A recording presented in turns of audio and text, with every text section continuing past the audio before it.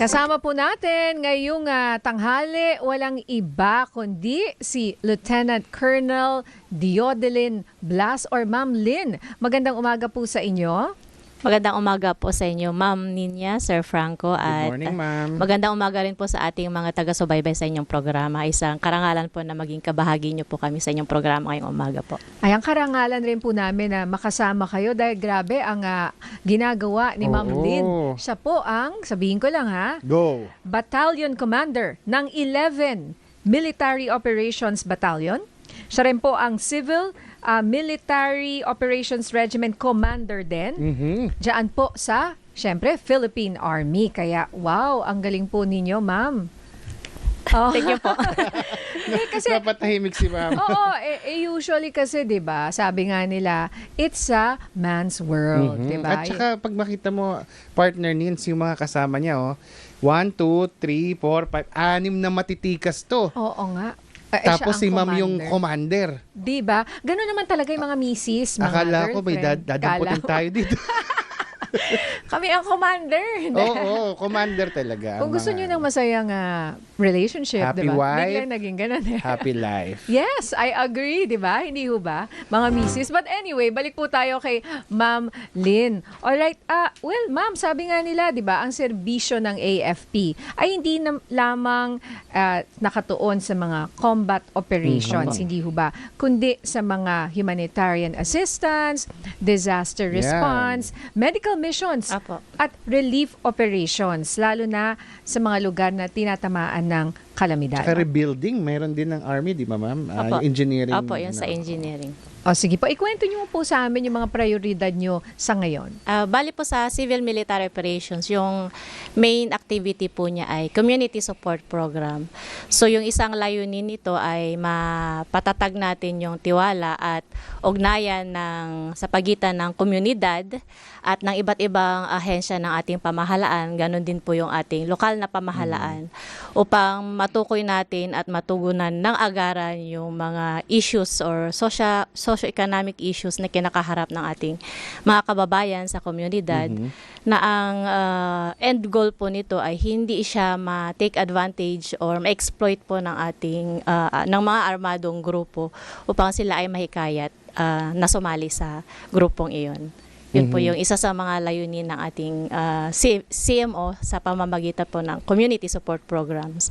So nakasentro po ito sa approach na multi-stakeholders, kaya palagi po natin kasama yung local government units at ng iba't ibang lokal na ahensya. Ganoon din po yung people-oriented approach po kasi sila po yung una nating nilalapitan para makapag-conduct po tayo ng mga aktibidad na susuporta sa kanilang pangangailangan. Okay. Ano yung pinaka-recent nyo ma'am na activity regarding po dyan sa community support? Actually, for the past month po, a series of information awareness drive sa mga schools po. So, ang ating audience ay mga kabataan kasi alam naman natin sa mga nagdaang insidente or statistics, isa sa mga palagi ang nagiging biktima ng influence or panghihikayat ng armadong grupo ay ang ating mga kabataan. But then, over and above po sa information campaign sa ating mga kabataan ay yung patuloy na community dialogues na sinasagawa natin sa ating mga kababayan sa komunidad para malaman natin ano ba yung mga pressing local issues na kanilang kinakaharap para doon naman natin itutuon kung ano yung karapat-dapat na ahensya yung lalapitan natin para mailapit natin sa kanila yung serbisyo sa ating mga kababayan. Like for example po, anong mga komunidad nakikita po kayo ngayon at very active po yung inyong mga community support na programa? Sa ngayon po, nasa area po tayo ng Valenzuela. And mostly ang nagiging audience po or nagiging recipient po ng ating programa ay miyembro po ng urban poor communities. At then mga miyembro rin po ng iba't ibang sektor na nakikita natin ay vulnerable po sa radicalization or recruitment. So doon po tayo nag-i-immersion at nag-de-deploy po ng ating mga CSP teams. So ang pinakapangunahin pala nila Lieutenant Colonel Lynn ay hindi maligaw ng landas yung mga kababayan natin. Opo. Na mapunta sa kaliwa. Yes, o sir. rebellion, di Rebel- ba? oo. Umakyat Yes, sa sir. bundok. Pero pa ba ngayon, dahil sabi nila, nabawasan na raw po ng malaki. Opo, ang isa naman po sa sinisituate natin is not only recruitment but then maging resilient po yung communities para kahit anong mangyari, hindi po sila maimpluwensyahan ng maling naratibo ng ating ng mga makakaliwang grupo or ng armadong grupo. May mga armadong grupo na yan, Opo. ano? Kasi lalo na yung mga bata.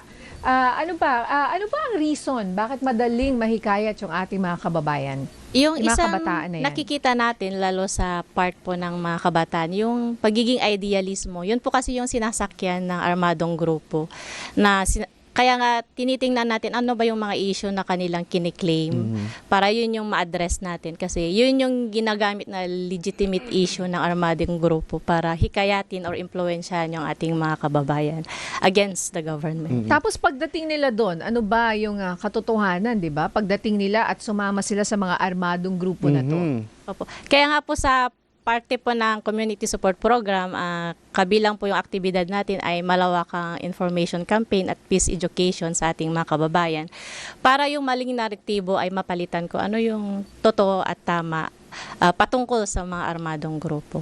Ubang age usually yung nare-recruit nila? Meron pong college po usually sa mga kabataan. College. Opo. Oo. Kasi pag nasa probinsya kami, Lieutenant Colonel, may mga nakikita kaming mga posters sa school, sa simbahan na nakalagay, this is a peace zone school, something. Yun po ba ay parte rin po nung inyong mga serbisyo? As far as I'm concerned, isa po yun sa effort ng mga eskwelahan po na kinoconsider nila yung mga schools ay peace zones po. At sa part po ng kasundaluhan, nakikipag-engage po tayo sa kanila para ma-reinforce po yung ganong effort po ng mga schools or universities.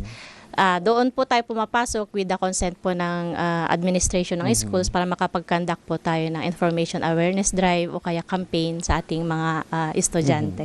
Ba't di na lang ganito? Baliktarin na lang natin na manghikayat na lang kayo na sumali na lang sila sa AFP. Hindi ho ba at pagsilbihan ng ating bayan? Kasama po yun sa information awareness drive po natin, yung maibahagi natin yung ano yung ginagawa ng ating mga kasundaluhan para makapag-recruit po tayo ng mga kabataan na gusto ring sumali sa AFP. Kulang po ba or nahirapan po ba tayo mag-recruit? Hindi naman po ma'am kasi meron din po tayong tinitingnan na yung AFP ay quota. So, yun din po yung kailangan punuin nung major services like Philippine Navy, Army, Philippine Air Force. So, may kaakibat pong quota tayong pinupunuan. So, hindi naman po siya nagkukulang. Bukod dun sa information drive, ma'am, syempre, pupunta kayo sa community. Mag-e-expect yung mga kapamilya natin na andyan na yung AFP. Ano po ba yung mga kabilang pa sa serbisyo? May mga medical missions din po ba kayo? May mga ganong ginagawa rin po ba? Bago po kasi tayo bumaba sa komunidad, inaalam po kasi natin yung mga issues. And then Ayan. doon po natin tinitailor fit. Pagdating sa community dialogues, doon yung isang paraan para malaman natin ano yung concerns nila. So sa cloud din po ng serbisyo ng community support program, aside sa medical missions, dental missions, meron din po tayong skills training, livelihood training na kasama natin yung ibang ahensya ng ating gobyerno like TESDA or ng DOLE. Sa aspeto naman po ng environmental concern, nagsasagawa rin po tayo ng urban gardening, yung coastal cleanup drives o kaya tree planting. So sa mga aktibidad po na ito, lagi tayong may katuwang sa part ng local government units at ng ibang stakeholders, private sector man yan, at ng agencies po ng ating government. Oo, sa halip na humawak ng baril. Oo. Pwede naman. Iba-iba rin naman ang ginagawa. Hindi lang naman akala nila pag ikaw ay sundalo, sundalo. makikipag, ka lang, di ba? Pupunta ka dun sa mga areas Gera na agad. maggugulo. Tama. Di ba? Pero marami sa inyo, mga doktor, mga guro, di ba? At saka, Yes, abogado, CPA, di ba? Mga Correct. ganon. Oo. Alright, so sige po, ma'am, baka meron po kayong mensahe or gusto nga i-promote mula po sa inyong hanay, no?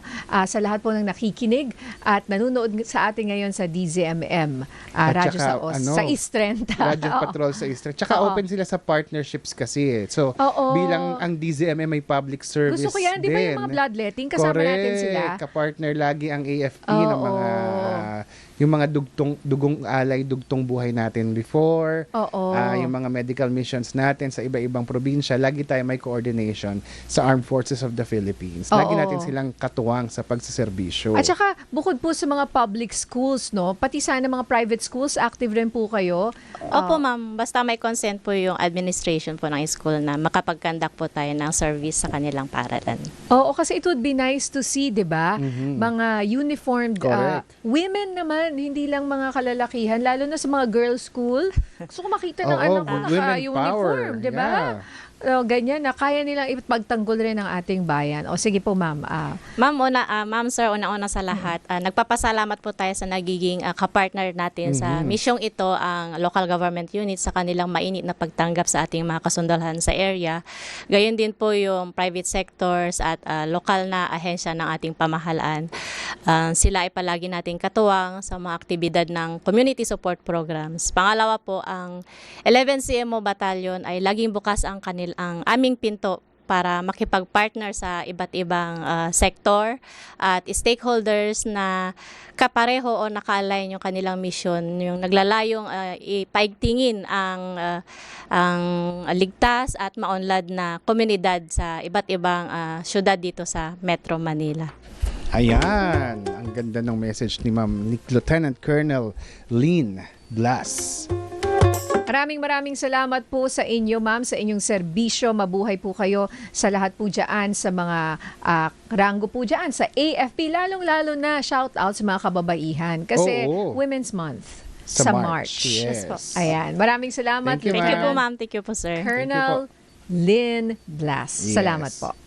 Speaking of public service partner, may announcement lang dito na sa February 27 po, Friday mga kapamilya, nasa San Manuel Gym po, Pangasinan, ang DZMM Radyo Patrol sa Istrenta, ang ABS-CBN Lingkod Kapamilya Foundation, ang ABS-CBN News Public Service, at ang Aboitiz Power Corporation para magbigay po ng medical consultation, libreng gamot, at syempre may pamerienda at kung ano-ano pa pong sorpresa para po sa mga residente ng San Manuel, Pangasinan. Ngayon pa lang po, nagpapasalamat na po tayo sa lokal na pamahalaan ng San Manuel, Pangasinan at sa pamahalaang panglalawigan ng Pangasinan. Maraming salamat po mula sa DZMM. Alright. At mamaya mga kaserbisyo, huwag pong kalimutang tumutok sa PRTV dahil mapapanood niyo po mamaya ang aming special coverage ng inyong PRTV Prime Media, Duterte sa ICC, Crimes Against Humanity, mamayang alas 5 ng hapon, bago po ang Arangkada Balita, kung saan kasama niyo po kami dyan ni Jack Batallones. Mapapanood po ito sa free-to-air Beam Channel 31, sa Signal Channel 31 at sa YouTube. Kaya tutok ka lang kaserbisyo. At syempre, hindi lang sa PRTV, may special coverage. Yes. Gusto nyo yon? Kung dalawa yung cellphone nyo tsaka TV nyo, pagsabayin yung buksan. Oo, diba? Nasa PRTV na kayo, nasa DZMM pa kayo, tutukan nyo rin po mga kapamilya. Ang special coverage ng DZMM kaugnay ng pagdinig ng confirmation of charges ng International Criminal Court kay dating Pangulong Rodrigo Duterte hanggang February 24, 26 at 27 po yan. Abangan din po ang special coverage ng Kilos kontra Korupsyon sa EDSA 40. Bukas po yan, February 25. Ihatid po ng DZMM Radyo Patrol sa Istrenta, DZMM Teleradyo at aming mga online platform sa YouTube at Facebook. Dami talaga Daming nangyayari, balita. no? Kasabay pa itong anibersaryo ng EDSA People Power. Oo, bukas po yan. Pero ano lang siya, no? Special Working. working. Yeah. Oo, hindi lahat ay walang pasok. Correct. Yung iba kasi nag-leave Oo, diniretso Sinabay. na. Correct. Oo. Pero may pasok. May pasok po, pero yung mga ibang schools walang pasok. Yung mga Yung mga Catholic schools karamihan. oo. Estudyante, walang pasok Correct. yan. Oo. Kaya ayan po, abangan po natin. Batiin ko lang yung mga maraming nakikinig at nanonood po Oo. sa atin. Kahit dito po sa YouTube, sabi dito, si Maple, hello sa iyo. Si Sarah C, nanonood sa atin at nakikinig from LA, Los Angeles, California. May nagpapa-shoutout din dito, partner Nins. Mula sa Cavite, si Odaisa Aguinaldo Cruzada. Nakikinig daw siya sa Radyo sa Estrenta. Gusto ko yung pilido mo, Cruzada. Ayan ha. Diba? Si Poy Poy Vladimir. Ayan. Ruby Watiwat na lagi raw nanonood from the heart of the Philippines, Marinduque. Akala ko Yan, parang yung pwede ako. airline. Oh, yun na nga eh. Pero yan na ang kanyang laging tinetext at The heart of minimessage the Philippines. sa atin. Oo. At ito si Maple, si Warbis Duck, ayan maraming Estrella si Croex, Garcia. Mario Shang Linkalin. Ayan, good morning at maraming salamat Estrella Garcia. Ayan, o di ba ang dami nating nabati ngayon. Baka si Ma'am si Lieutenant Commander may babatiin. Baka meron po kayong Ma'am. babatiin sa inyo. Sige po, binabati ko po ang ating mga tropa sa 11 SEMO Battalion. Magandang tanghali sa inyo. Gayon din po sa ating mga kasundalohan na napabilang sa National Capital Region Command at sa Civil Military Operations Regiment. Magandang tanghali sa inyo. Nakadeploy ba kayo bukas, Ma'am, sa EDSA? Opo sir, nandun, actually bukas po sir, meron po tayong isang malakihang community dialogue sa Valenzuela.